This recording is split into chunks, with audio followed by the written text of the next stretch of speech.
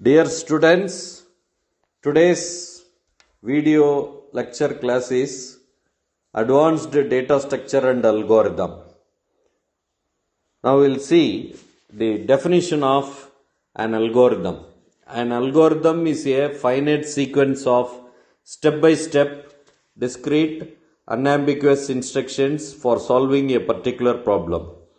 See, normally every problem should be followed with this definition. In this definition, the meaning is finite means fixed number of step-by-step procedure should be followed, and the instructions in this algorithm will have error-free instructions, so that only the system will able to understand what the problem is to be solved in the basis. So accordingly, we are going to solve any type of problem. So we have to give the input data. Every problem is having expected output data. So each instruction can be carried out in a finite amount of time in a deterministic way. So the meaning of this line is every problem will have several number of instructions. The algorithm will have several number of instructions. Each instruction will take some amount of time, depends upon the calculation we have given in this problem. Next we will see how the algorithm will have the criteria about of algorithm: input, output, definiteness, finiteness, effectiveness. Input means it may accept 0 or more inputs. If the given problem is larger in size, automatically the number of inputs will also be needed. More input will also be needed, and automatically output will have at least one output. So more than one output will also be received, depends upon the given problem. Definiteness. Every instruction in the algorithm should be in a clear basis, in a also well-defined manner, and the instruction should be in a precise manner, so that the system will understand what the instruction is having its meaning. Finiteness means it should be a sequence of finite instructions, fixed instructions. Finite means fixed instructions.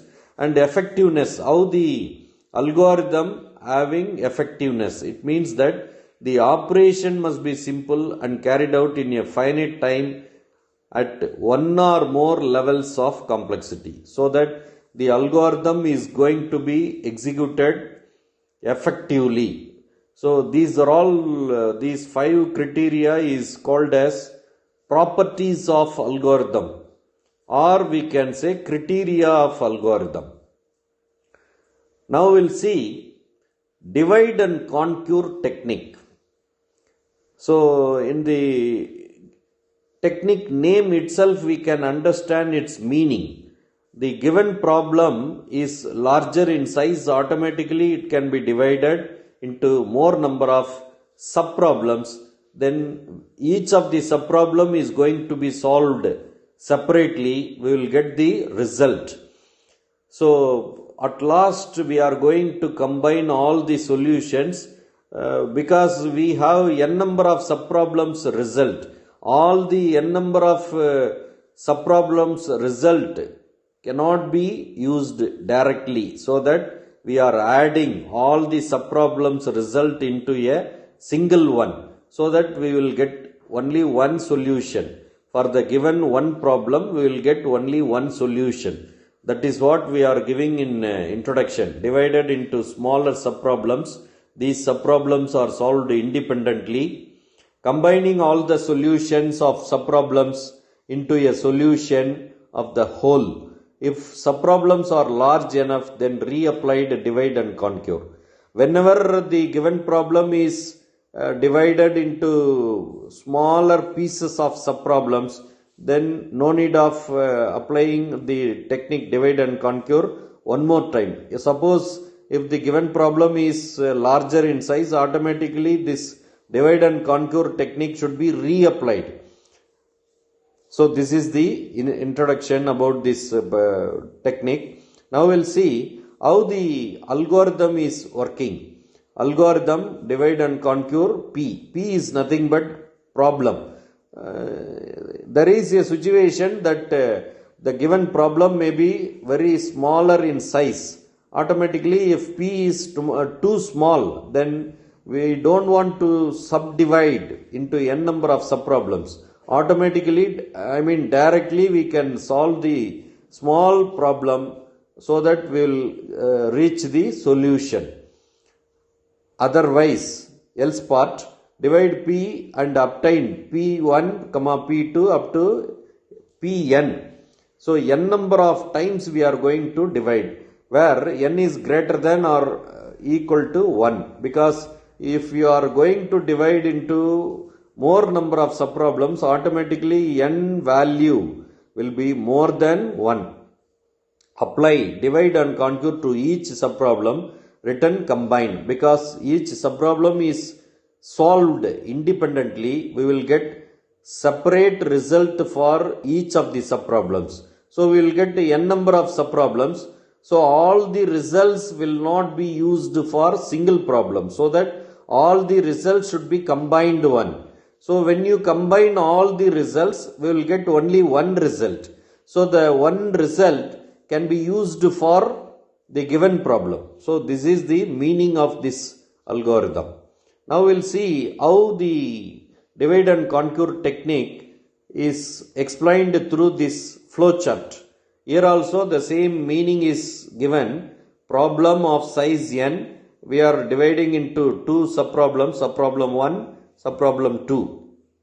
Solution to subproblem 1. We are processing the subproblem 1 so that we are getting the result directly. Here in second subproblem also be processed, we are getting the result directly. So we are having two subproblems result. All the results will not be used directly. So it should be combined one so that we will get only one result. So when you combine these two results, we will get one result. This only one result can be used for the given problem. Okay. So this divide and conquer technique can be used for any of the problem. We are going to explain with this technique by using one problem called merge sort. Actually, we know that sorting is nothing but rearranging of data. In the given data, the given data may not be in rearranged position. All data will be in a mixed position. So that we have to rearrange. Rearrangement is nothing but smallest numbers in the left hand side, highest number in the right hand side. That is called rearrangement of data. And the data will be placed according to its value. Now we will see how the merging is going to be used here. Merging is nothing but combining of results. Now we will see the definition of merge sort. Merge sort is a divide and conquer algorithm. It divides the input array into two halls. Halls is nothing but parts. Here we are divide the parts as left hand side, right hand side. So the given data is in a attached manner. So when we divide into left hand side and right hand side, automatically we will have two halls. These two halls of data can be solved independently. When we solve this problem independently, automatically we will get two results. These two results is going to be merged, or we can say that combining of these two results. So this is the meaning given in this definition. Now we'll see steps, how these steps are applied. Divide the problem into subproblems, smaller into original but smaller in size. Suppose there is a situation that given problem is very lesser in size, no need of dividing into many number of subproblems. We can solve the procedure by applying the procedure, the problem is solved directly. Or the given problem is in a larger size, automatically it can be divided into more number of subproblems, then each of the subproblem will get different results, so that we have to conquer the subproblems by solving them recursively. If they are small enough, just solve them in a straightforward manner. Automatically, the results of each of the subproblem can be added, combining the solutions to create a solution to the original problem. Now we'll see algorithm, how the algorithm for merge sort is working. Here we need array. Array is nothing but the given data. So the given data is going to be divided into two halls. Two parts. Two parts is namely left hand side, right hand side. Left hand side can be indicated as L. Right hand side is indicated as R. Small l, small r. Usually L is lesser than R. How this equation is applied? L means left hand side. Left hand side data will be lesser in size compared to right hand side data. That is what if L is less than R. How these points are applied? Find the middle point to divide the array into two halls. For the given two halls, first thing is we need to find middle point. Middle point is nothing but midpoint. Midpoint is indicated as M. M is having the formula called L plus R by 2. L is left hand side, R is right hand side. When you add left hand side data with right hand side data by 2, automatically we will get the midpoint. There we are having the range of left hand side as well as range of right hand side. Okay, so the left hand side data is going to be solved first. After solving the left hand side problem, we will get one result. Again we will move on to right hand side part data. The right hand side part data will be solved separately, so that there also we will getting one result. We are having two results, but we need only one result. So what we have to do is we have to combine these two results. That is what the given problem is merging. Merging of these two solutions will yield only one result. This only one result will be used for the given problem. Okay. So using this algorithm steps, now I am going to explain with one given problem. In this given problem, we have 7 datas are there. Usually in one situation the given data may be in even number. Even number means we can divide left hand side, right hand side in a equal position. But in this given problem, the number of given elements are odd in number. So odd means you can place 4 elements in one side, 3 numbers in right hand side, or vice versa. So that 3 elements can also be placed in left hand side, 4 elements can be placed in right hand side. Nothing wrong by taking of these 2 types of elements. So I have been taken 4 elements in the left hand side, 3 elements in the right hand side. Actually 4 elements cannot be solved at a stretch. So that I have been divided 2 elements, another 2 elements, and right hand side 3 elements. 2 elements, 1 subproblem, only 1 element is considered as second subproblem. Again these 2 subproblems going to be divided for one more time. So 38, 27, again it is going to be divided into single subproblem. 38 separately, 27 separately, 43 separately, 3 is separately. So that subproblems are divided with only one data. Here also right hand side also 9 and 82 is going to be subdivided. So 9 is separated, 82 is separated. 10 is already only one data that you are taking as it is. And 38, 27, actually 38 is a larger number when you compare with 27. Automatically 27 comes to left hand side, 38 comes to right hand side.